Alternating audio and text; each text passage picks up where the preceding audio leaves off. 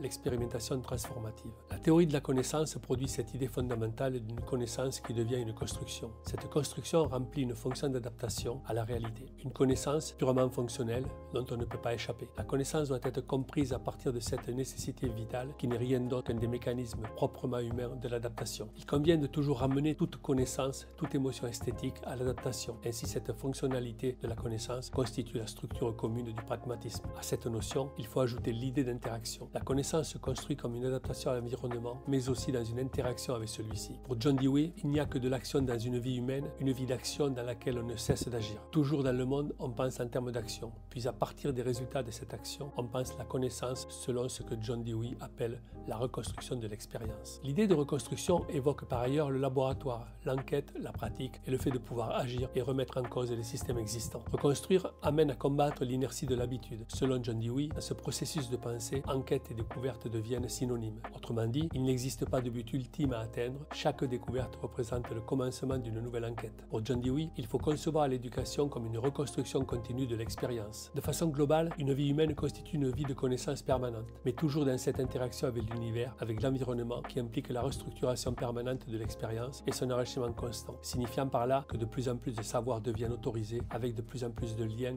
qui s'établissent entre eux, qui aboutiront à la théorie de l'enquête. Il s'agit de transformer un savoir en une pratique de l'enquête et une pratique collective de l'enquête. Ainsi, cela devient une pratique de l'éducation comme toute forme d'apprentissage humain. Apprendre à enquêter pour penser sur le modèle des sciences physiques. De la même façon que le progrès des sciences physiques repose sur l'enquête et sur l'expérimentation, une vie humaine se fonde sur la reconstruction de l'expérience éducative. L'éducation exprime simplement un mot pour qualifier l'enrichissement d'un être humain. Être entièrement centré sur l'enquête, sur la volonté d'enquêter, contribue à créer une forme de curiosité, toujours alimentée, afin que de plus en plus de savoirs produisent de sens pour transformer la manière dont on perçoit les événements. Il convient d'intégrer notre changement de vocabulaire, celui de refuser le mot vérité. Je trouve qu'il s'agit d'un mot mensonger. J'attire l'attention sur le fait que ce n'est pas parce qu'il existe un mot pour nommer quelque chose que ce mot-là ne travestit pas la réalité. Par exemple, dans la théorie scientifique, vers une autre théorie scientifique, c'est toujours un moment dans lequel une vérité établie ne correspond plus avec de nouveaux résultats observés. Il faut donc changer de modèle théorique, il faut changer d'hypothèse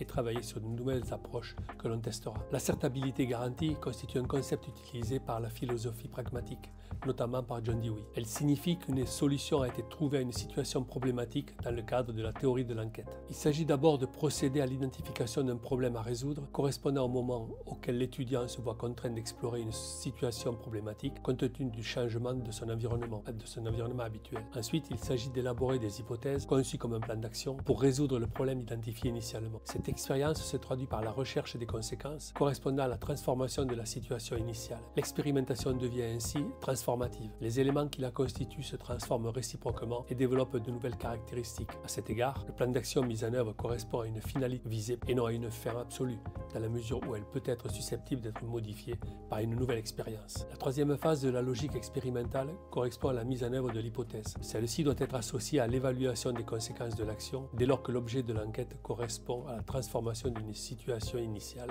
indéterminée en une connaissance que John Dewey nomme assertabilité garantie. À l'issue de l'expérimentation, il s'agit donc d'identifier si le problème est résolu et par conséquent si l'hypothèse testée est vraie, plus exactement si elle est vérifiée, dans la mesure où vrai signifie vérifier et rien d'autre, et surtout pas la vérité. On pourrait toujours dire que dans notre société actuelle, en mode de bouleversement permanent, de l'accélération du progrès, on assiste au développement des techniques de la communication qui transforment le mode de manière époustouflante, accompagnée par la croissance économique. Il convient de rechercher un cheminement qui permet de retrouver des solutions pour adapter les croyances et les valeurs à l'évolution de cette société-là. La question des impacts sur la pédagogie souligne les enjeux éducatifs fondamentaux de la théorie de la connaissance. Le pragmatique porte l'idée de la nécessité d'une réforme sociale, c'est-à-dire d'une adaptation de l'éducation face à une société en constante évolution, avec la nécessité de s'adapter à ce mouvement de l'histoire.